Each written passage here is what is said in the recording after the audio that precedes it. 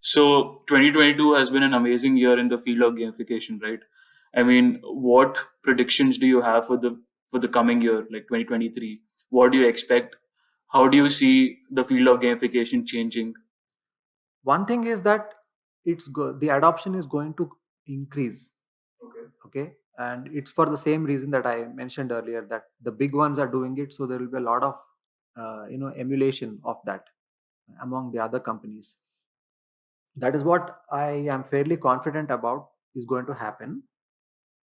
But when it comes to my hopes, right, I am hoping to see classier, more subtle use of gamification, because the kind of uh, designs and deployments that I've seen are still visually quite close to the feel of a game, right?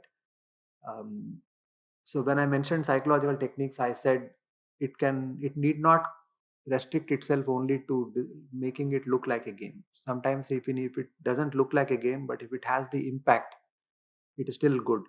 So I would like to see companies doing leveraging gamification in a more subtle manner, and especially it's very useful for those who come from serious businesses, such as banks or maybe insurance, or they might not be able to see themselves doing these highly colorful interactions, right, on the mobile apps.